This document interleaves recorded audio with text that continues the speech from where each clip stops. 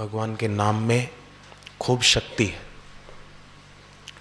पापी में पाप करने की उतनी शक्ति नहीं है जितनी भगवान के नाम में पाप को मिटाने की शक्ति है। असंभव कार्य संभव हो जाता है भगवान के नाम से। इसलिए विद्यार्थी समय मिले ना तो चुप बैठे हुए मन ही मन जप करना चाहिए, तो उससे हमारा आंतरिक बल बढ़ेगा। तो विद्यार्थियों का दूसरा मित्र है शूरवीरता और तीसरा मित्र है कार्य तत्परता। जो काम आधे घंटे में हो सकता है उस काम में 1 घंटा क्यों लगाना? ये बुद्धिमानी है क्या? बोलो विद्यार्थी, जो काम आधे घंटे में हो सकता है उसमें 1 घंटा क्यों लगाना? टाइम क्यों खराब करना? जो समय को बर्बाद करता है समय उसी को बर्बाद कर देता है। इसलिए कार्य करने की तत्परता। जब भी पढ़ें होमवर्क करें तो जीभ तालों में लगा के बैठे, जल्दी काम होगा। बीज कितना बड़ा वृक्ष हो सकता है बीज को पता क्या है। तो ये विद्यार्थी आगे बढ़े तो ऐसे और भी हो सकते हैं। ये कौन सा उकदा जो हो नहीं सकता, तेरा जीना चाहे तो हो नहीं सकता। तो विद्यार्थी का चौथा मित्र विद्या प्राप्ति में है दक्षता और 5वां है बल। दक्षता माने समझदारी का विकास। एक होती है चालबाजी का विकास। चालबाजी खूब करते हैं, धोखाधड़ी, चालबाजी, जालसाजी नहीं, समझदारी, दक्षता।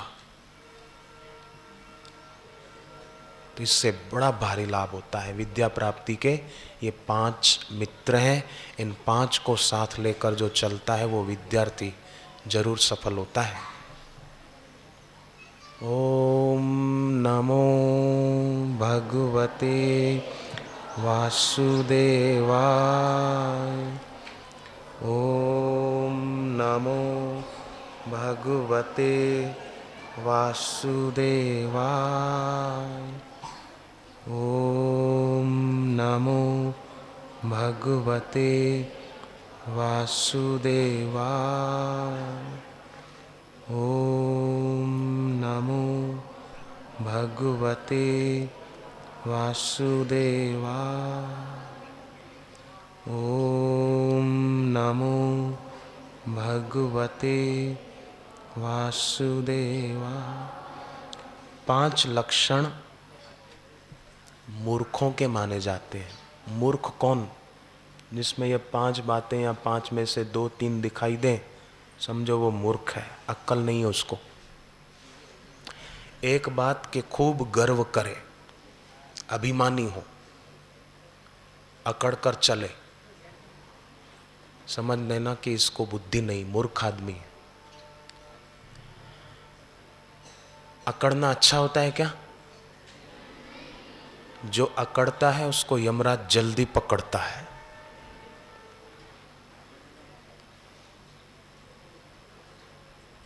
तो पहला लक्षण मूर्खों का, बुद्धिहीनों का, गर्व करना। दूसरा लक्षण है दूसरों को हीन दृष्टि से देखना कि मैं तो श्रेष्ठ हूं, इनको क्या पता, इनके तो कम परसेंटेज आते हैं, ये पढ़ाई में कमजोर है, ये ऐसे हैं, ये ऐसे हैं। नहीं, ये मूर्खों का लक्षण है दूसरों को हीन दृष्टि से देखना। तीसरा लक्षण है दुर्वचन, अपशब्द कहना किसी को, किसी का अपमान हो, किसी के सम्मान को ठेस पहुंचे, ऐसा बोलना। ये मूर्खों का लक्षण है। समझदार लोग ऐसा नहीं करते।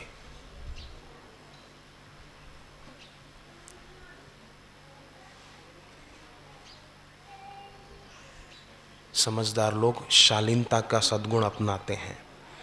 चौथा है मूर्खों का लक्षण दुखी रहना। मेरे को तो मज़ा नहीं आया, मेरे को तो ये नहीं मिला, मेरे को ये नहीं मिला, जो मिला सो वाह वाह। कभी मनपसंद सब्जी बनी, कभी नहीं बनी, कभी मनपसंद दाल बनी, कभी नहीं बनी, जो मिल गया सो वाह वाह। ठीक है विद्यार्थी? नहीं ठीक। बुद्धिमानों के लक्षण है ना ये।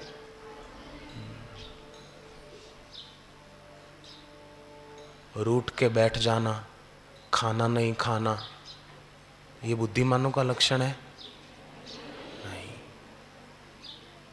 हर हाल में खुश रहना, आनंदित रहना, ये बुद्धिमानों का लक्षण है। और जब देखो तब उदास रहना, जब देखो तब टेंशन में रहना, ये बुद्धिमान व्यक्ति का लक्षण नहीं है।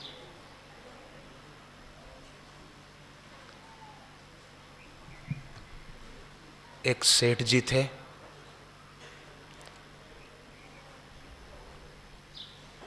वो कार में बैठे थे, ड्राइवर कार चला रहा था, शिमला से आ रहे थे दिल्ली के तरफ। तो हिमाचल प्रदेश में तो पहाड़ियां हैं ना, पहाड़ी रास्ते थे, गाड़ी बहुत तेज जा रही थी, ब्रेक फेल हो गए थे। तो सेठ ने कहा इतनी तेज क्यों चला रहा है? बोले सेठ जी ब्रेक फेल हो गए हैं। अरे बोले ब्रेक फेल हो गए तो भले हो गए, मीटर तो बंद कर दे।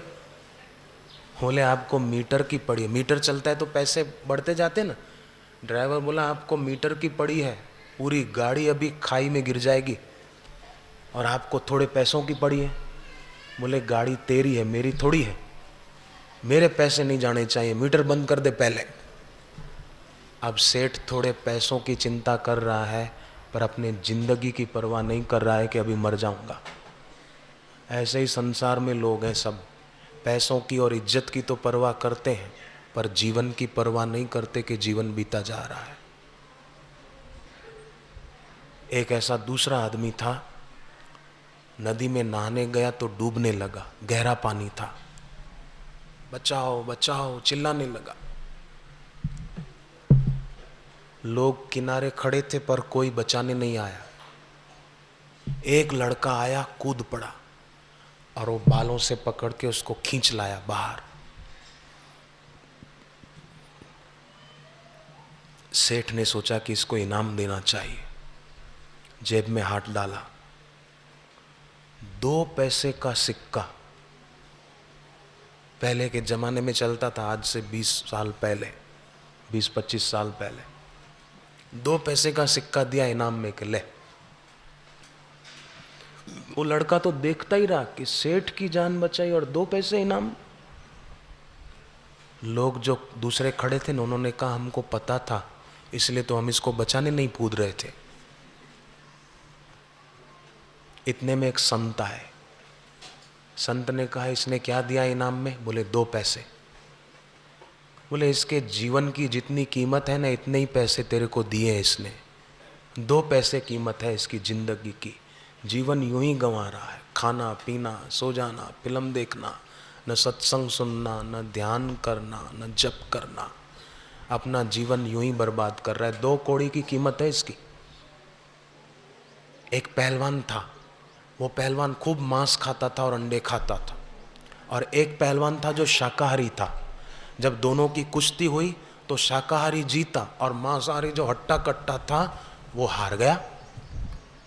तो जब पत्रकारों ने पूछा कि शाकाहारी पहलवान से कि आप उसकी अपेक्षा थोड़े दुबले पतले दिखते हो, फिर भी आप जीत गए, क्या कारण है? बोले मैं शुद्ध शाकाहार करता हूँ, तो मेरा आत्मबल मनोबल भी बड़ा है पवित्र भोजन करने से, और मैं भगवान का नाम जपता हूँ। कभी भी साधना में ऊबना नहीं चाहिए। भगीरथ राजा थके थे क्या जप करने से? बोलो तो। गंगा को धरती पर लाने वाले कौन थे? भगीरथ राजा थे। तो भगीरथ राजा के दादा तप करते करते दुनिया से चले गए, पर गंगा धरती पर नहीं आई। फिर भगीरथ के पिताजी दिलीप राजा, वो तपस्या करते करते धरती से चले गए, गुजर गए, पर गंगा नहीं आई।